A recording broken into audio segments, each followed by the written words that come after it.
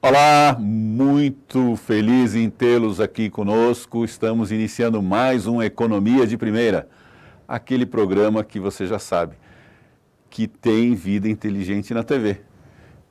Como é que se fala? Na TV tem vida inteligente. Você aí vendo a gente. Hoje temos, como sempre temos, uma convidada extremamente especial, né? A professora doutora Zita Ana Lago, graduada em Filosofia, mestre em Educação e doutora em Educação pela Wisconsin International University. Atualmente é pesquisadora institucional, coordenadora pedagógica e consultora para a área de gestão e políticas educacionais.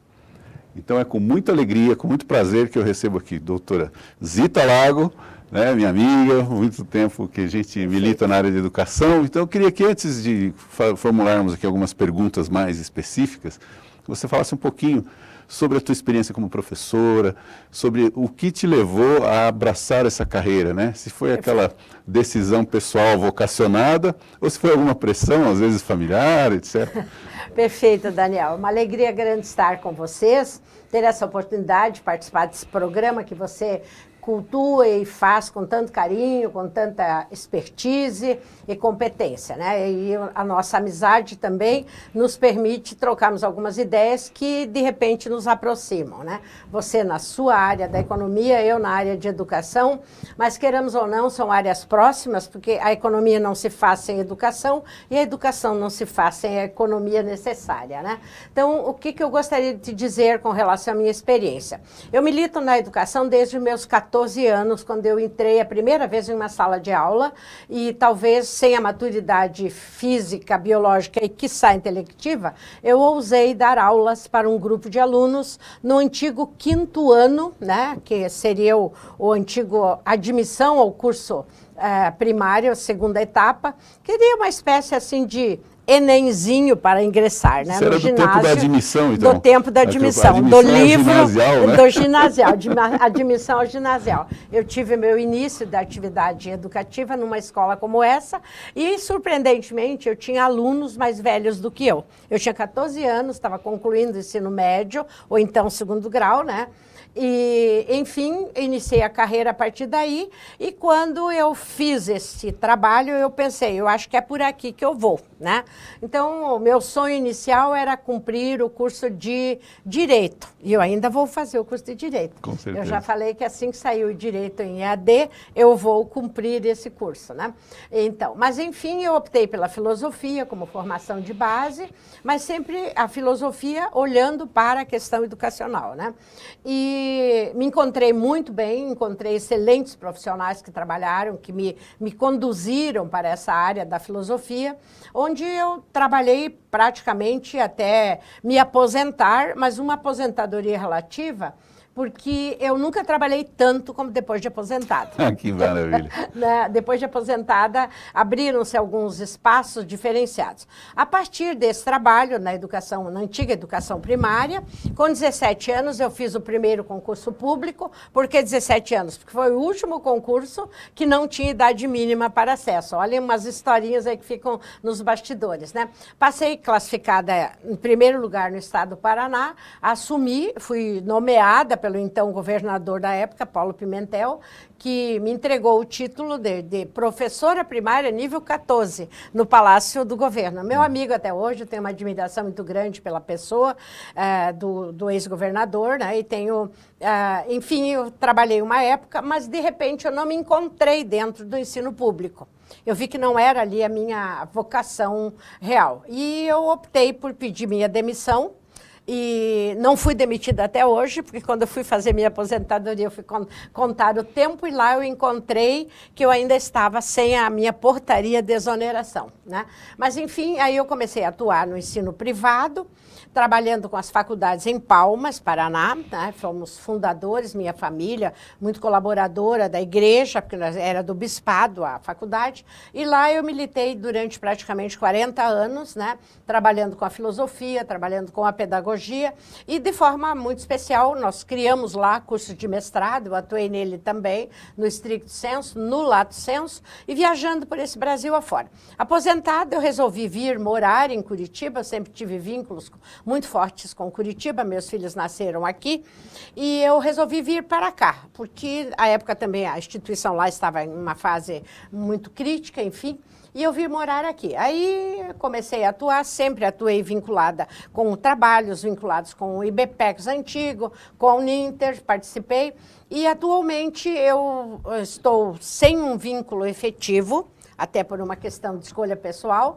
mas faço consultorias e trabalho mais na área de assessoria a municípios, né? Embora atuando com os sistemas de ensino, assessorias a município, e eu tenho o privilégio de ter trabalhado em 2.900, eu vou ser redonda, porque é quase 2.900 municípios, né? Faltam 4 para eu completar 2.900 municípios, onde eu já trabalhei nesse nosso imenso país, que é um continente. Então, eu sempre costumo dizer que eu tenho um pedacinho do Brasil na palma da minha mão e no meu currículo também, ter tido a oportunidade de ministrar palestras, fazer trabalhos com municípios, com escolas, né, em todos os estados do Brasil, em todas as capitais, e não que eu estive uma vez só, tem alguns que eu já fui muitas vezes, né, mas enfim, um pouquinho da minha história é essa, né, gosto do que faço, adoro o que faço, e eu sempre digo, eu ainda quero fazer um bom tempo essa atividade, se Deus me der saúde e condições mentais para continuar. Certamente, certamente. Então, professora, e nessas tuas andanças, nessas tuas viagens, você encontra muitos profissionais da educação pelo Brasil. Sim. E também encontra condições muito diferentes, né, muito diversas da estrutura educacional no Brasil. Qual você entende assim, que poderia ser uma iniciativa que ajudasse a minimizar essas diferenças e tornar a qualidade da educação brasileira melhor? Sim. Uma vez que nós sabemos que, pelos indicadores internacionais, a nossa educação, principalmente a pública, ainda está bastante deficiente. Daniel, veja, eu tenho sido uma observadora, não só que eu vou e ministro o meu trabalho, mas eu observo muito. O que eu vejo? Eu vejo profissionais com uma dedicação fantástica, com uma superação dos limites e dos déficits, e os déficits não são poucos, são imensos, e agora com a questão da pandemia, foram expostos, né? Eu costumo dizer, desvelou-se esse problema, os gaps e os déficits da questão educacional, não apenas no aspecto físico e tecnológico, mas também humano, né? E quando eu trabalho com as políticas e esse trabalho que eu desenvolvo, eu sempre coloco na linha de frente a questão da formação profissional, né? Se você não atuar fortemente no apoio a essa formação, né, destinando recursos, destinando estruturas, destinando condições para que a formação contínua do profissional que atua, seja na escola pública, seja na escola privada, nós dificilmente vamos conseguir vencer os desafios que o momento atual apresenta para a realidade educacional no Brasil. E temos pontos extremos, eu poderia dizer, pela observação que tenho, né, nós temos pontos extremos, nós temos ilhas de qualidade que talvez países que nos servem como modelo, né, cujas atividades são copiadas, né, nós temos linhas de ponto que superam essas condições, seja na escola pública e, de modo especial, na escola privada. Nós temos linhas de ponta em todos os níveis, seja na educação básica, seja na educação superior. Nós temos questões que são surpreendentes. Mas, por outro lado, nós temos o outro extremo. E esse outro extremo revela um país tremendamente desigual, uma educação tremendamente desigual, condições em que está na mão daquele professor humilde, com formação superior ou pós-graduada em lato sensu, mas sem as condições efetivas de dar continuidade a esse aprimoramento profissional, né? Mas mesmo assim fazem acontecer e isso revela que é possível transformar essa educação, sairmos desses patamares quantitativos ridículos, eu diria, para não dizer outra coisa, né? Vergonhosos até, em que o Brasil se encontra com índices de avaliação que são similares a países, ou seja, estamos no antepenúltimo lugar na classificação dos ranqueamentos macro do PISA, né? E, por outro lado, nós temos, como eu já te disse, escolas que nos apresentam resultados comparáveis a resultados que países como a Finlândia, como os países asiáticos atingem. Então, onde que está esse desequilíbrio? No meu entendimento, esse desequilíbrio encontra-se fortemente na questão do apoio que precisa ser dado ao professor. Por outro lado, nos municípios, o que a gente tem visto? Eu atuo muito com a educação municipal. O que a gente tem visto? Destinação de recursos. Tivemos agora essa discussão enorme do Fundeb, né? E, felizmente, foi entendido a importância de manter e aprimorar a destinação de recursos, né? Mas o que a gente percebe? Os municípios com uma dificuldade imensa de montarem seus projetos, então precisam de apoio, de sistemas de ensino, de consultorias, de pessoas que venham apoiar aqueles assessores, os seus secretários, etc. E aí reside mais uma vez esse ponto que eu coloquei. Se nós não tivermos um investimento maciço na questão formação do profissional, nós não vamos dar conta de superar os desafios que se apresentam nesse momento na educação brasileira e mundial, por que não dizer, né?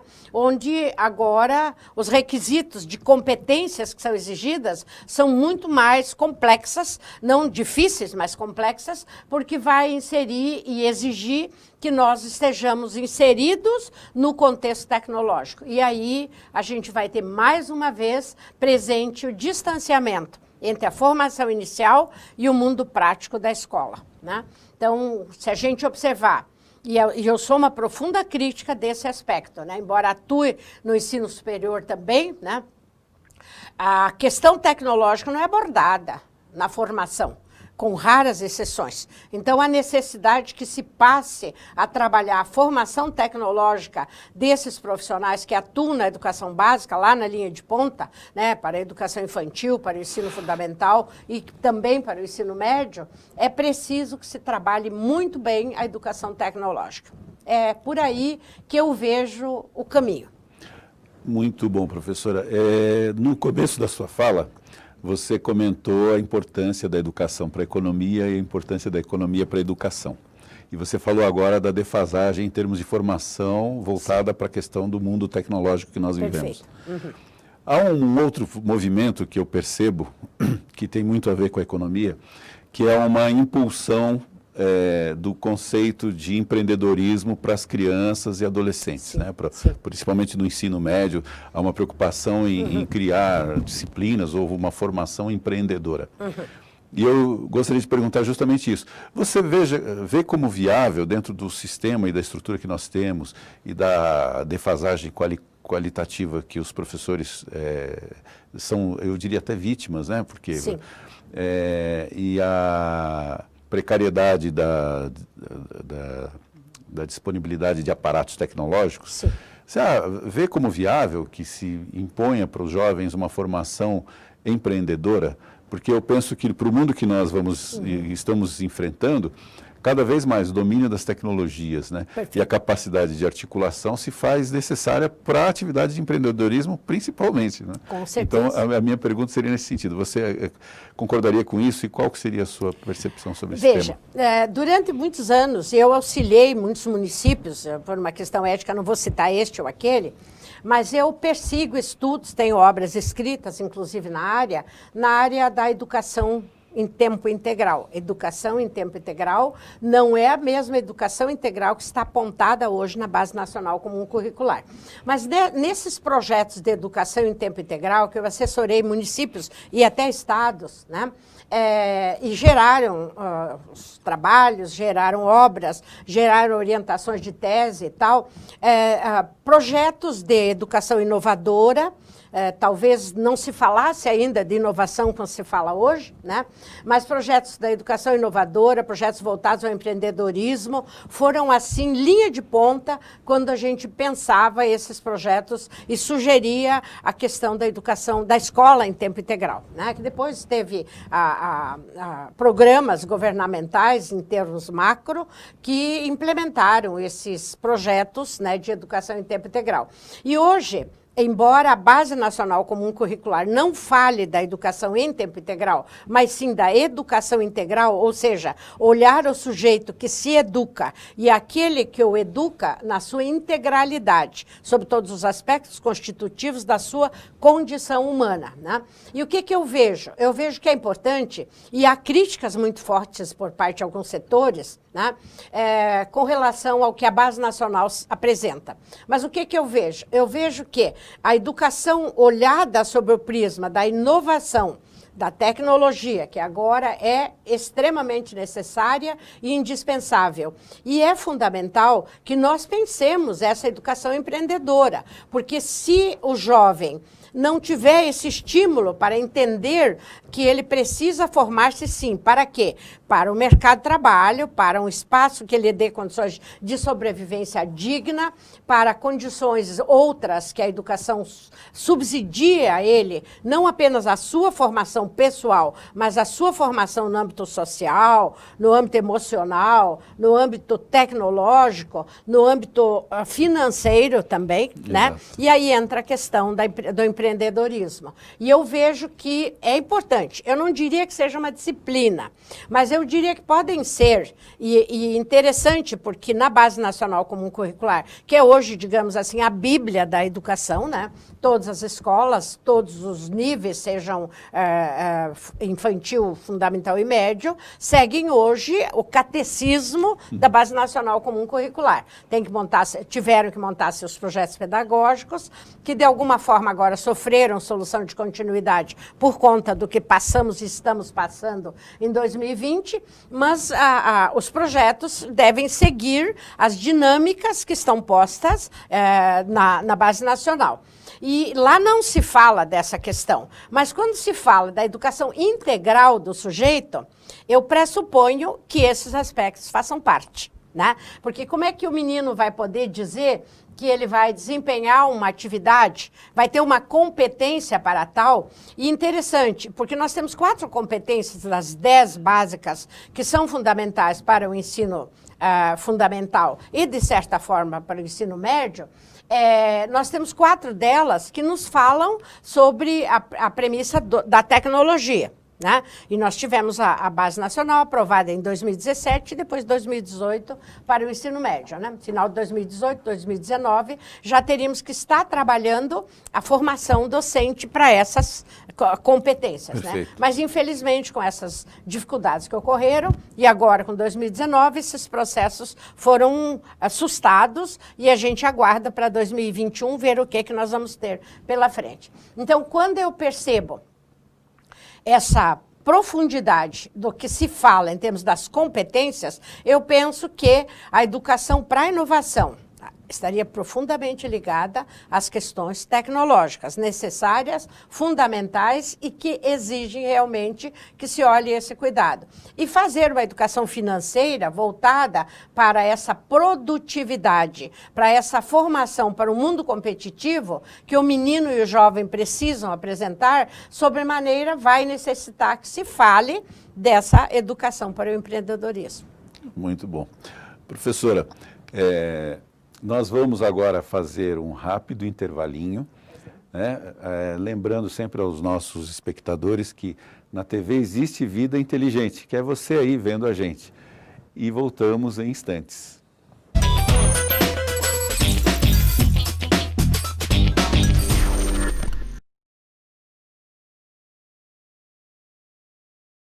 A Uniter tem uma novidade para você. Todos sabemos o que são finanças e o quanto são importantes no dia a dia das pessoas e das empresas.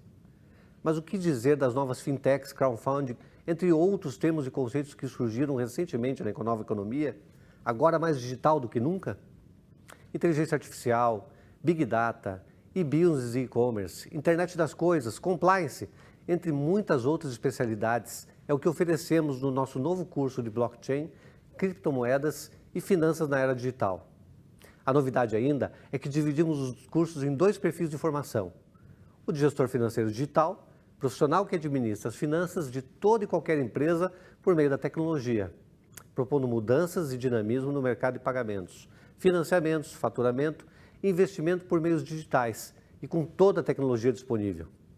Em segundo, o analista de fintech, profissional de um novo mercado financeiro digital, que contrasta com formas e controles financeiros tradicionais, preparado para as diversas inovações que surgem, um perfil em tecnologia e preparado para criar novas formas de fomento, investimento, custódia e pagamentos para o mercado. De forma ágil e descentralizada, com segurança e agilidade. Seja você também um gestor financeiro digital. Vem para a Uninter, vem para o futuro. Mais 2, meu chapa! Opa, é pra já. Mais um sem queijo, hein, meu chapa? Ah, beleza. E aí, tá pronto? Tá pronto. Valeu, meu chapa. Valeu.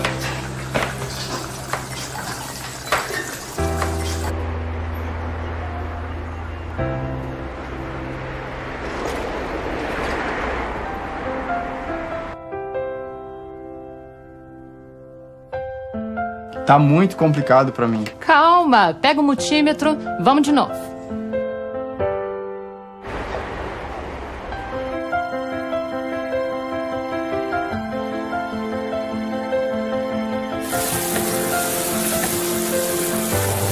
Pessoal, olha quem tá aqui. E aí, time? Parabéns, meu engenheiro. Obrigado. Graduação e pós-graduação à distância Uninter, ao seu lado para transformar a sua história.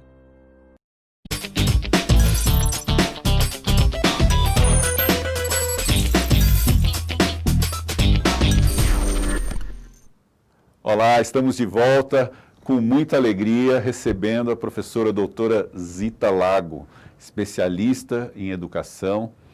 E nesse bloco nós vamos iniciar com uma interação com o nosso público. Recebemos algumas perguntas e eu vou passar já a primeira pergunta, professora. Vem do professor Davi, diretor da Escola Superior de Educação Física da cidade de Jundiaí, São Paulo. Ele te dá parabéns pela sua trajetória, pelo seu trabalho. Ficou muito impressionado, muito feliz em vê-la aqui conosco e pede que você comente sobre as possibilidades das atividades lúdicas, em especial aquelas de expressão física, como os esportes, a dança, na formação das crianças. Perfeito. Veja, uma satisfação responder ao professor Davi e interagir. Eu gosto muito desse tipo de atividade, né? Davi, o que eu posso te dizer é o seguinte, dizendo isso a você, falo às pessoas que atuam como você. Eu estou muito ligada hoje à questão da Base Nacional Comum. Ela trata muito bem essa questão da arte, da ludicidade, para todos os níveis, né? Inclusive para o ensino médio, que normalmente esse aspecto é um pouco deixado de lado, né? Mas veja, eu considero isso fundamental, porque desde os gregos, e a minha formação em filosofia me faz reportar-me, nós sempre tivemos o pensamento, um corpo são numa mente sã. Né? Então, é importante que nós tenhamos a formação acadêmica, a formação intelectiva, cognitiva da criança e do jovem, mas que nós também possamos ofertar a ele, e para isso as escolas precisam reinventar-se, né? Reinventar-se muito, e eu acredito que você deva ter percebido que agora, nessa situação pandêmica, que nós tivemos essa atividade virtual, ensino remoto ou híbrido que nós vamos ter que trabalhar, você pode perceber que essas atividades lúdicas, que de alguma forma trouxeram essa prazerosa atividade física também para as crianças, foram as atividades que mais despertaram atenção por parte das crianças quando eram convocados pelos professores para atuar. Eu penso que isso já nos deixa uma lição. É importante, é necessário e é realmente fundamental que a gente observe aquilo que a Base Nacional propõe para essa dinâmica da perspectiva física, da perspectiva artística e da perspectiva da motricidade humana. Muito bem, professora, muito obrigado.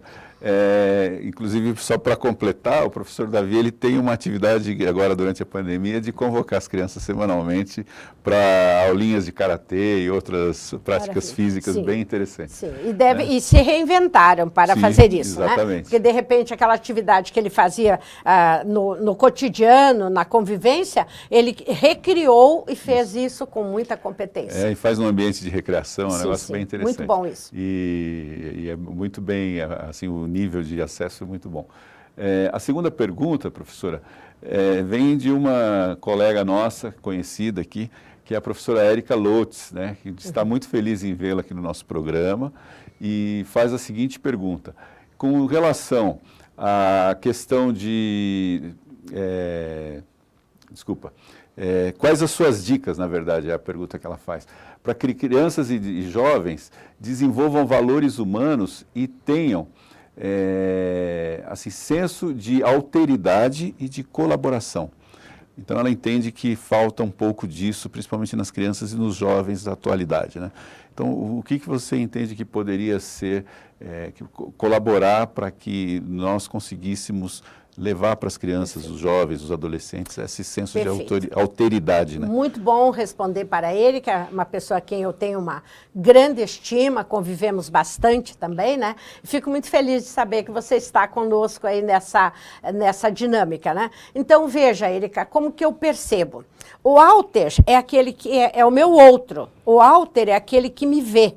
É aquele que, de uma forma ou outra, estando presencialmente ou estando virtualmente comigo, ele, de uma forma ou outra, ele interage, ele convive e ele precisa disso, da solidariedade e da colaboração. Nunca como hoje, eu trabalhando com os professores dos municípios que eu atendo, nunca como hoje, esse aspecto, Érica, foi fundamental no sentido de superar os desafios que nós passamos a ter durante esse período pandêmico que estamos vivendo e também durante a nossa atividade presencial na escola. Se não houver essa colaboratividade, essa troca de experiências, que é um fundamento principal para os valores éticos que precisam ser vivenciados na escola e na vida, com certeza essa alteridade não será possível, né? Então, quando eu colaboro, eu me exponho, eu trago à tona valores de outra natureza, como respeito mútuo, a solidariedade, né,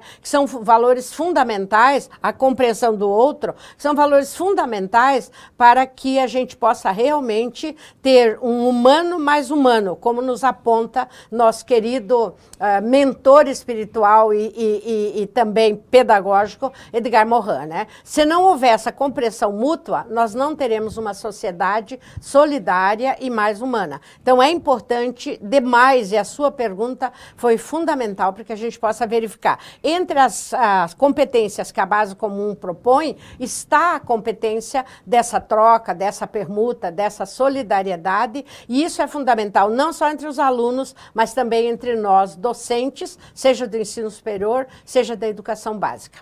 Seja na relação entre os docentes e com os discentes também, né, também, professora? Com certeza. Muito boa a tua resposta. Professora, tem uma próxima pergunta aqui do nosso amigo professor, até ele é nosso xará de sobrenome, professor Aguinaldo Rodrigues, não sei se você conheceu, ele está hoje aposentado, né? Ele trabalhou na Uniandrade, trabalhou na Dom Bosco, trabalhou na Universidade de Estácio, dá os parabéns pela tua carreira e manda a seguinte pergunta. Até que ponto a educação empreendedora é ou não benéfica para as crianças, né?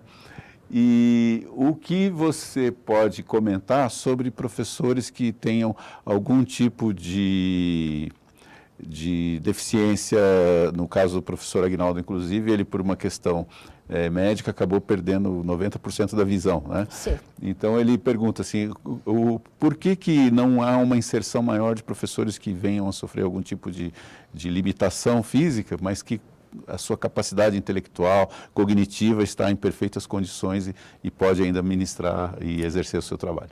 Perfeito. Professor Aguinaldo, um prazer enorme, né, de poder conversar, responder a sua questão, em parte, talvez, não sei se eu vou alcançar tudo aquilo que o senhor propõe.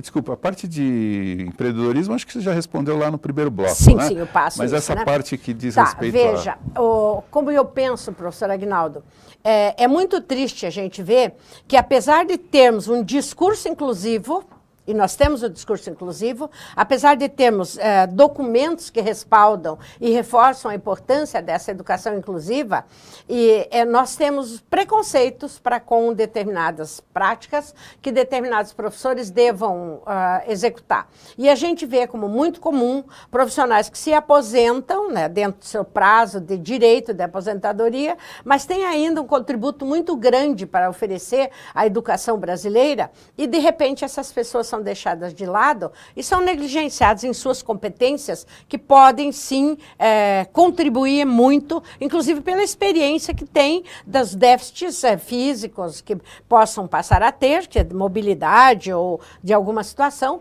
Eu mesma, hoje, com meus 72 para 73, eu tenho uma deficiência auditiva razoável. Sou resistente a usar o aparelho auditivo. É uma briga com a família constantemente, né? Mas, assim, a gente percebe o quanto isso, de certa forma, nos limita, em parte, com atividades que desenvolveríamos antes com muita naturalidade, até uma caminhada, para você ter uma dificuldade maior de ouvir os sons que te circundam. Mas o que me deixa muito triste é que nós temos um discurso inclusivo, mas nós não temos essa prática inclusiva de modo muito especial, e o senhor aponta muito bem isto, né?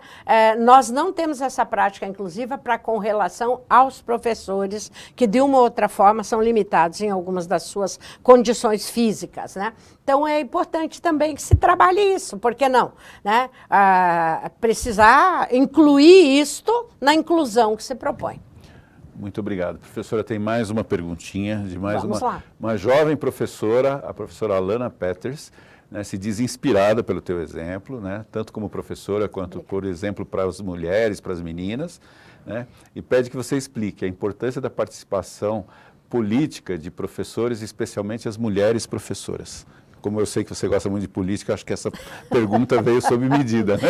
Então, veja, é a Alana, né? Alana isso. Peters. Então, Alana, veja, eu milito na questão do espaço da mulher desde o meu início da atividade de vida política, né? Então, eu acho que desde a minha adolescência, eu sempre fui uma profunda defensora do espaço da mulher, né? Dentro das condições reais, do respeito, inclusive às instituições, a forma de agir, né?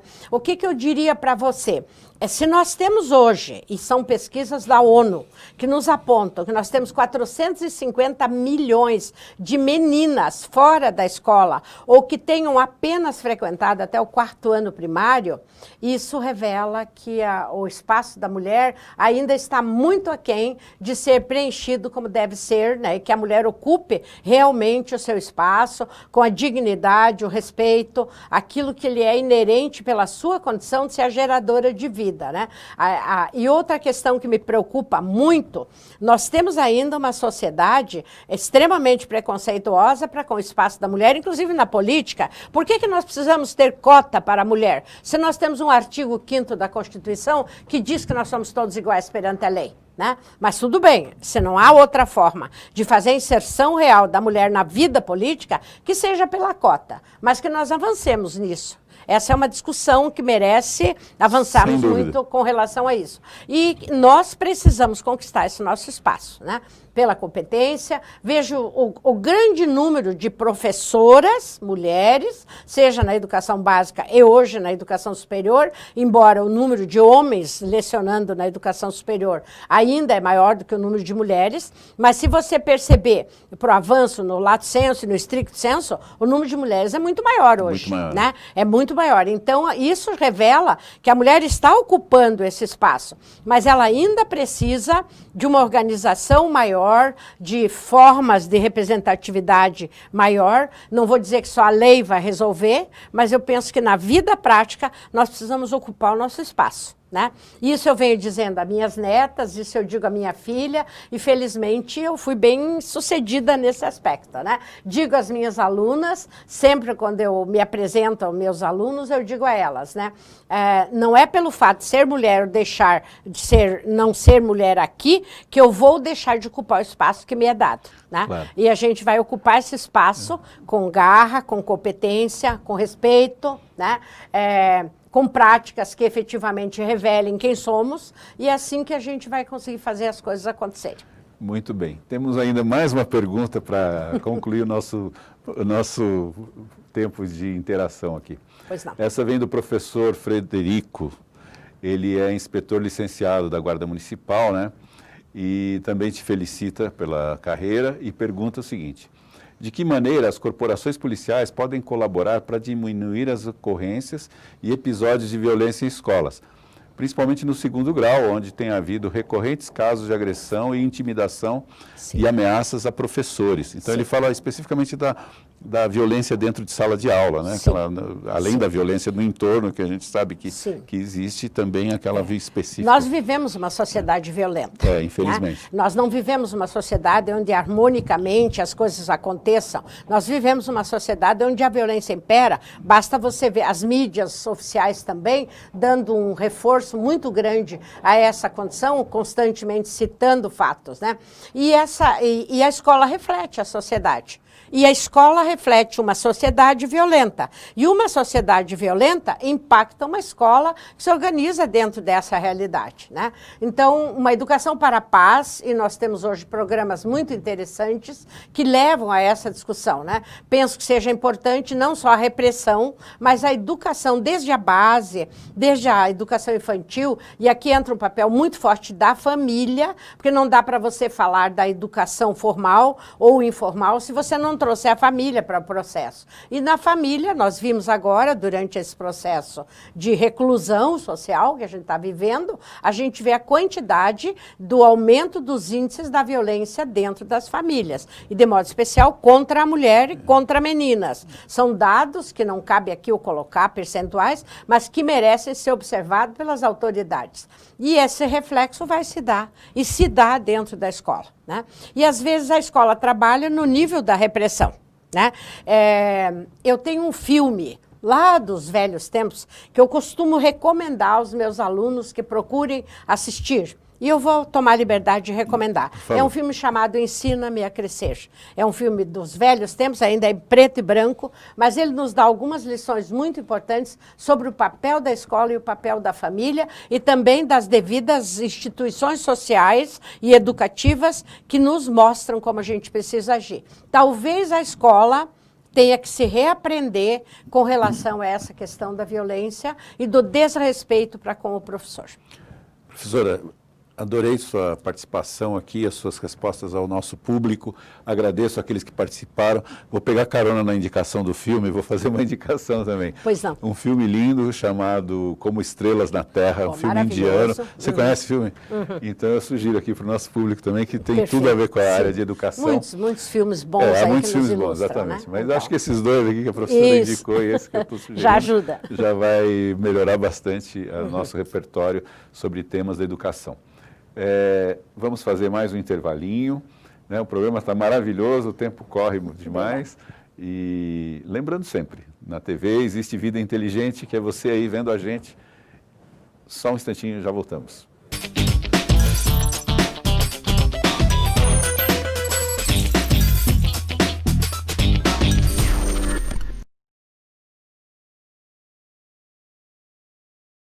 A Uninter tem uma novidade para você. Todos sabemos o que são finanças e o quanto são importantes no dia a dia das pessoas e das empresas. Mas o que dizer das novas fintechs, crowdfunding, entre outros termos e conceitos que surgiram recentemente na nova economia, agora mais digital do que nunca? Inteligência artificial, Big Data, e-business e e-commerce, internet das coisas, compliance, entre muitas outras especialidades, é o que oferecemos no nosso novo curso de blockchain, criptomoedas e finanças na era digital. A novidade ainda é que dividimos os cursos em 2 perfis de formação. O de gestor financeiro digital, profissional que administra as finanças de toda e qualquer empresa por meio da tecnologia, propondo mudanças e dinamismo no mercado de pagamentos, financiamentos, faturamento e investimento por meios digitais e com toda a tecnologia disponível. Em segundo, o analista de fintech, profissional de um novo mercado financeiro digital, que contrasta com formas e controles financeiros tradicionais, preparado para as diversas inovações que surgem, um perfil em tecnologia e preparado para criar novas formas de fomento, investimento, custódia e pagamentos para o mercado, de forma ágil e descentralizada, com segurança e agilidade. Seja você também um gestor financeiro digital, Vem para a Uninter, vem para o futuro. Mais 2, meu chapa! Opa, é pra já. Mais um sem queijo, hein, meu chapa? Ah, beleza. E aí, tá pronto? Tá pronto. Valeu, meu chapa. Valeu.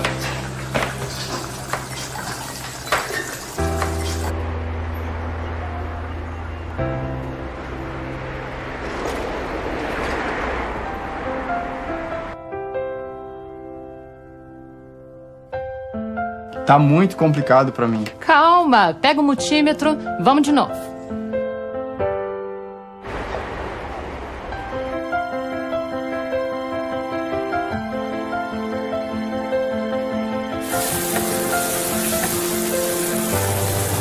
Pessoal, olha quem tá aqui. E aí, time? Parabéns, meu engenheiro. Obrigado. Graduação e pós-graduação à distância Uninter, ao seu lado para transformar a sua história.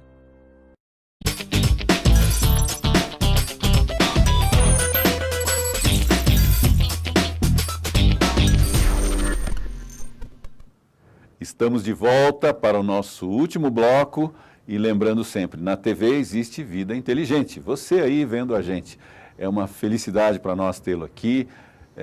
E principalmente recebermos hoje uma figura ilustre como a professora doutora Zita Lago, né? Um grande prazer. E dentre os muitos talentos da professora, um deles é escrever e escrever muito bem. Já está no seu 15º. No 15º livro, né? Fora os artigos, etc. Sim. Que daria mais alguns livros se Com fossem certeza. juntados, né? Então fala um pouquinho dessa obra que está lançando, professor. Então, ainda não está pronta, desculpa, senão por isso a gente poderia mostrar aqui, né? Não tenho ela aqui, até por uma questão muito simples.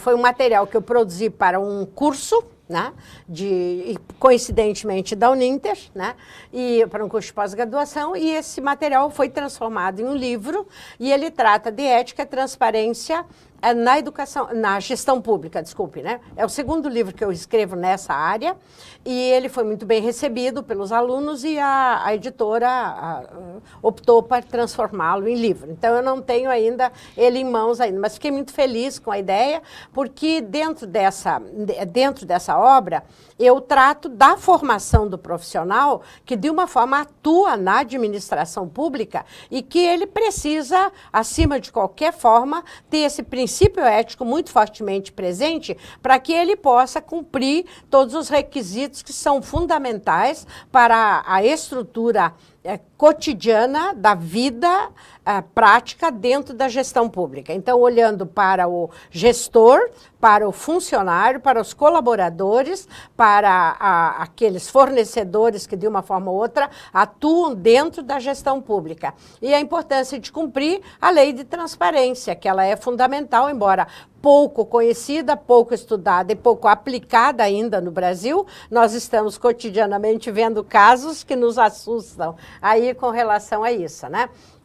Não cabe aqui entrarmos em detalhes, mas a obra me satisfez muito em termos da receptividade que ela teve, a ponto de um material produzido para um curso ser transformado, com as adaptações necessárias, num livro que vai estar ao alcance do público como tal, né? Então, a ética e a transparência na gestão pública, penso que seja um tema extremamente necessário e atual para que a gente possa pensar, até porque estamos em tempo de renovação nas gestões públicas municipais e muitos dos futuros gestores, né, tanto no aspecto das câmaras legislativas, que vão trabalhar a gestão da produção, do controle, da avaliação dos serviços públicos, de modo especial das prefeituras, e verificar também muitos prefeitos que vão assumir e que vão precisar ter saberes e conhecimentos mais ampliados nessa área. Eu espero que tenham acesso a esse material, não só como possíveis alunos do curso, mas tendo acesso ao livro que vai ser editado como tal. Então, eu fico muito honrada, até porque a questão da ética vem da minha formação. né, da minha formação filosófica, e ela sempre foi um dos vieses de preocupação que eu sempre trago comigo, também na formação dos profissionais da educação, e vincula-se como um cenário de fundo, eu gosto muito de trabalhar com cenários, de todas as questões que foram apresentadas aqui pelos colegas que fizeram arguições, e eu fico muito honrada em poder responder. Então, a ética hoje, inclusive com relação às práticas da civilização que está aí tecnologicamente situada, nós temos hoje que estudar, inclusive, Hans Jonas, que é um filósofo contemporâneo, eu aponto na obra também, né? Sou uma estudiosa e pesquisadora da obra de Hans Jonas, quando ele nos fala da ética da civilização, da responsabilidade da ética na civilização tecnológica, mais do que nunca, tema pertinente, tema atual e que precisa ser aprofundado tanto na formação dos profissionais da área econômica, da área da gestão, como da área da educação. E principalmente pelas autoridades, né? Porque não tenha dúvida. Eu penso que os novos gestores municipais, né, sejam eles nas câmaras, sejam eles nas prefeituras, né, terão que olhar com muito cuidado para que as práticas sejam realmente práticas que humanizem o país, que nos permitam termos um Brasil melhor e que nós possamos juntos avançar. Professora, infelizmente, nós estamos chegando no final, né? O tempo é limitado, a conversa está muito boa. Eu vou te convidar, então, quando o livro ficar pronto, você vem aqui de novo e a gente mostra o seu livro e vamos falar com mais detalhes. E falamos mais sobre éticas, sim, políticas públicas, pois exploramos um pouco outros temas ligados ainda também à educação. Perfeito. Mas, para finalizar, eu sempre coloco um desafiozinho para o meu convidado aqui. No teu caso, assim, eu gostaria que você citasse 2 ou 3 autores que fossem referências na educação. Né? Eu tenho os meus, né? Por exemplo, eu gosto muito de Rubem Alves, né? Então, Meu colega, trabalhamos muito juntos. Então, o Rubem Alves costumava dizer para mim assim, Zita, eu gosto de você porque você me escuta. Que legal, que bom. Rubens era sensacional. Então, mas eu gostaria que você citasse, então, 2 ou 3 autores, assim, que possam ser considerados referências tuas e que você possa partilhar com o nosso público para que aquelas jovens, aqueles rapazes, estudantes, tem muitos estudantes no nosso público, possam se inspirar nisso e também procurar essas obras e se alimentar dessa mesma fonte. Com muito né? gosto. Tá bem? Meu primeiro... E daí no finalzinho você faz uma mensagem. Perfeito, e a gente... isso. O primeiro autor que eu gostaria de referenciar a vocês é o meu querido e grande amigo, tive a oportunidade de estar com ele em várias ocasiões, em Portugal, em eventos que eu fiz na Universidade Lusófona, que é o Dr. Edgar Morin. Edgar Morin, ele não é só um autor, ele é um modelo de vida e ele é uma pessoa que nos inspira muito. Qualquer uma das obras dele nos dão mensagens de uma humanidade humana que é profundamente necessária. Poucos dias atrás ele fez uma live, já está com 90 e tantos anos, 98 anos, né? Lúcido, profundamente conhecedor da alma humana. Todas as obras de Morin estão disponíveis e acessíveis no Brasil.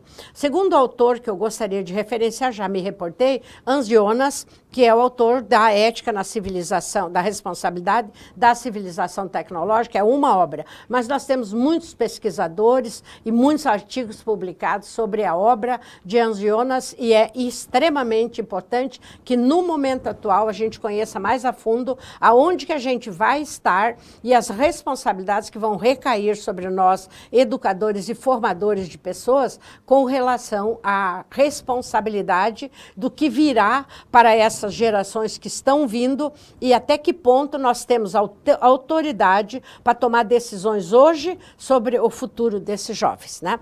E o terceiro autor, por incrível que pareça, foi meu professor, e embora com muitas críticas, eu tomo a liberdade e falo de voz firme, que é o nosso querido e amado Paulo Freire, né? Paulo Freire nos deu lições. Infelizmente, houve deturpação de sua obra por algumas pessoas que interpretaram suas falas ou as interpretam de forma não adequada. Mas Paulo Freire não é por ser ou deixar de ser patrono, deixar de ser, Paulo Freire foi um exemplo de vida, um dos grandes cérebros que esse Brasil conheceu, independente de suas opções políticas, mas na questão da formação do pensamento crítico nacional na área educacional, ele é referência. Então, eu sugiro que vocês não se levem por determinadas opiniões ideológicas que estão, mas que leiam Paulo Freire, em especial a obra Educação com Prática da Liberdade. Eu tenho esse livro como meu livro de cabeceira e como a minha Bíblia, quando eu tive a oportunidade de ser aluna desse grande mestre brasileiro.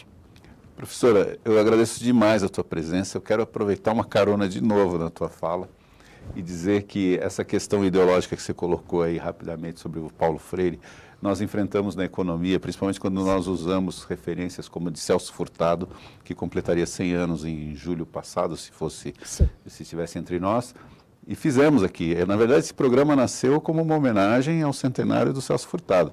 Chama-se Economia de Primeira e foram os primeiros 6 episódios trazendo convidados para falarem sobre a obra de Celso Furtado. E a gente sofreu um certo preconceito por conta disso, como se as pessoas tivessem o direito de se apropriar do discurso ou da obra de alguém e tirá-la do contexto em que ela foi produzida e trazer para cá e criar viés ideológico. E o mais curioso é que as pessoas, algumas pessoas que fizeram essas críticas, levantaram a bandeira da ética. E são as mesmas que aplaudem um governo que nomeou um ministro da Educação cujo currículo estava, na gíria, como se diz, turbinado, né? Que é alguma coisa que, na minha opinião, principalmente para a área da educação, além de ser antiético, torna-se um exemplo horrível para os nossos jovens e para as nossas crianças. Então, aproveitando a carona na tua fala, eu queria só deixar essa mensagem para o nosso público, dizer que na TV existe vida inteligente, e a professora Zita aqui ensinando para a gente, você aí nos assistindo. E muito obrigado a todos. Na próxima semana estaremos aqui de novo. Perfeito. Eu agradeço a oportunidade.